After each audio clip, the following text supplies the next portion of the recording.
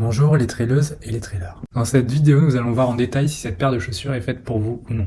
Avant de commencer, je vous rappelle que vous avez le lien de la chaussure dans la description avec un code promo de 15% pour ceux qui seraient intéressés. Lorsque l'on parle de trail chez Nike, beaucoup pensent immédiatement à la Pegasus Trail, véritable best-seller qui a séduit par sa polyvalence. Pourtant, la marque américaine ne s'arrête pas à ce modèle emblématique, elle dispose d'une gamme riche allant de la dynamique Terra Kiger à la robuste Zegama. Avec la Wild Horse 10, la marque Nike poursuit son exploration du segment longue distance. La question est simple, a-t-elle choisi de capitaliser sur le confort et la protection déjà appréciés ou bien d'innover pour repousser encore les limites? C'est ce que nous allons découvrir ensemble à travers ce test terrain. Lorsque j'ai découvert la Nike Wild Horse 10, j'ai immédiatement perçu que ce modèle s'adressait à un public large, allant du coureur débutant curieux de s'essayer au trail jusqu'à l'ultra-trailer confirmé qui recherche une chaussure fiable sur la durée. C'est une paire pensée pour ceux qui veulent une chaussure polyvalente capable d'encaisser des kilomètres sans sacrifier le confort. Type de foulée. En termes de type de foulée, la Wild Horse 10 est conçue pour les coureurs à foulée neutre. Elle ne corrige pas les pronations marquées, ce qui en fait un choix pertinent si comme moi vous avez un appui stable et cherchez une chaussure qui restitue fidèlement votre geste naturel. Distance. Côté distance, Nike a clairement visé large. La Wild Horse 10 se prête à toutes les sorties de la petite boucle vallonnée après le travail jusqu'à des formats longs voire l'ultra-marathon. J'aimerais même utiliser le modèle précédent sur un 80 km en montagne et la continuité avec cette nouvelle version me laisse penser qu'elle peut sans problème accompagner un coureur sur des efforts de 10 à 20 heures. Surface. En ce qui concerne la surface, la chaussure se destine avant tout aux sentiers roulants, aux pistes forestières, aux chemins pierreux ou peu boueux. La semelle extérieure dotée de crampons efficaces a été pensée pour les terrains variés et j'ai constaté qu'elle restait étonnamment tolérante sur les portions de route nécessaires pour relier deux sections de trail.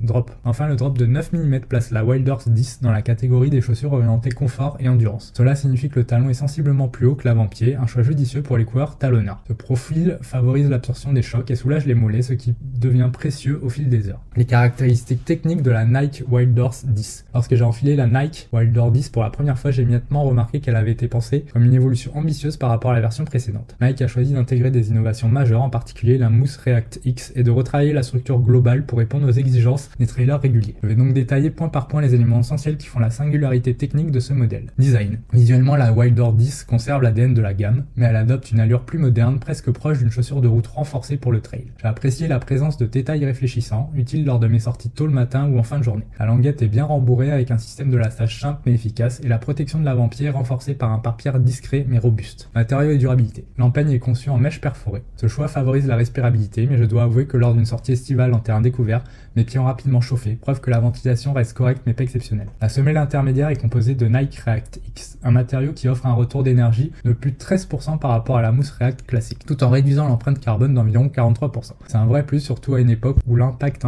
environnemental de nos équipements devient un critère de choix. Adhérence et accroche. La semelle extérieure utilise le Nike Trail ATC, doté de crampons de 4 mm. Sur terrain sec et caillouteux, l'accroche m'a paru fiable. En revanche, en conditions humides, j'ai constaté un léger manque de mordant, notamment sur des pierres couvertes de mousse où j'ai dû ralentir pour assurer ma foulée. Ce n'est pas une Vibram Mega Grip, mais pour la majorité des sentiers mixtes, elle reste convaincante. Confort et maintien. Ce qui m'a marqué, c'est la qualité du chausson. La zone médio-pied offre un verrouillage ferme sans créer de point de pression et le talon est parfaitement maintenu. Cependant, l'avant du pied reste un peu étroit et peu profond. Si comme moi vous avez un pied moyen, l'ajustement sera agréable. En revanche, pour les pieds larges ou avec un fort coup de pied, je conseille de tester en boutique ou de prévoir une demi-pointure supplémentaire. Amorti et dynamisme. Le travail de Nike sur l'amorti est selon moi le point fort de ce modèle. Avec ses 38 mm au talon et 27 mm à l'avant-pied, la chaussure offre une absorption des chocs exemplaire. Sur une sortie de 30 km, j'ai clairement ressenti la différence par rapport à d'autres modèles plus secs et la fatigue musculaire s'est atténuée en fin de course. Le dynamisme reste satisfaisant malgré cette couche de mousse généreuse. Stabilité et sécurité. Le profil haut et la mousse moelleuse rendent la chaussure un peu moins stable que certains concurrents plus fermes. Lors d'un passage technique en descente avec pierre instable, j'ai senti que la semelle pouvait basculer légèrement. Cela dit, pour un usage sur sentier roulant ou mixte, la stabilité est largement suffisante. Les coureurs ayant une foulée neutre y trouveront un bon compromis entre confort et sécurité. Légèreté et performance. À 303 grammes, en taille 42 chez les hommes, la Wild Horse 10 reste dans la moyenne haute pour une chaussure de trail. Pour les longues distances, ce poids ne m'a pas gêné outre mesure, mais pour un coureur habitué à des modèles plus légers, comme la Nike Terra Kiger, la différence se fait sentir. Je considère que ce petit surpoids est compensé par le confort et l'amorti. Rapport qualité-prix. Vendu autour de 150 €, la Nike Wild Horse 10 se positionne dans le haut de gamme des chaussures de trail. À ce tarif, je considère que l'investissement se justifie pour les trailers réguliers qui cherchent du confort, de l'amorti et de la protection sur les longues distances. En revanche, si votre priorité est la légèreté ou la technicité sur terrain gras et montagneux,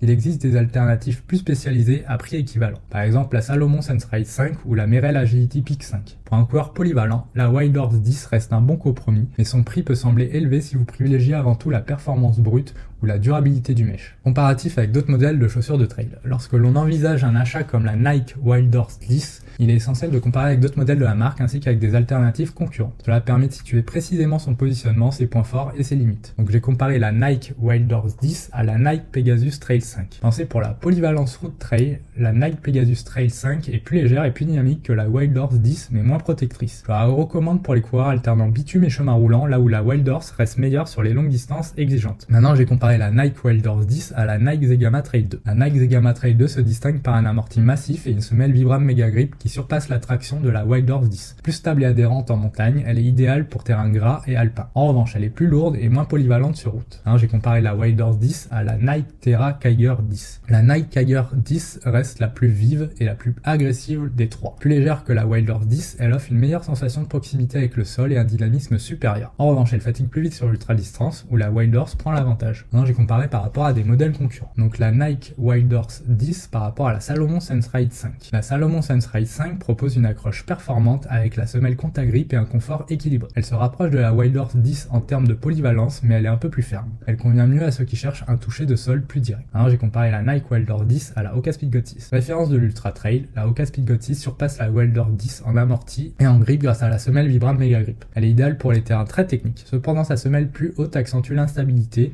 là où la Wild Horse 10 garde une meilleure tolérance sur sentier roulant. Et enfin, j'ai comparé la Nike Wild Horse 10 à la Merrell Agility Peak 5. Avec son amorti généreux et son excellente accroche, la Merrell Agility Peak 5 rivalise avec la Wild Horse 10 sur les longues distances. Elle est plus durable grâce à un mesh plus robuste mais moins dynamique. Elle s'adresse aux coureurs privilégiant la sécurité et la longévité. Mon verdict final, au terme de mes sorties avec la Nike Wild Horse 10, je retiens une chaussure de trail pensée avant tout pour l'endurance et le confort. Son amorti React X généreux et efficace permet d'enchaîner les heures de course sans ressentir de fatigue excessive, un vrai atout pour l'ultra trail. J'ai apprécié sa polyvalence sur sentier roulant et mixte, ainsi que sa protection solide grâce aux pare-pierres et à la plaque de roche. En revanche, son poids élevé limite la réactivité sur les formats courts et son mesh fragile peut décevoir en conditions abrasives. À 150 €, elle s'adresse surtout aux trailers réguliers prêts à investir dans un modèle fiable pour les longues distances. Pour ma part, je la considère comme une valeur sûre pour ceux qui privilégient le confort et la sécurité plutôt qu'une chaussure de performance pure. À la suite de nos différents tests, nous lui avons attribué la note globale de 4 sur 5. Pour le confort, 5 sur 5, adhérence 3 étoiles sur 5,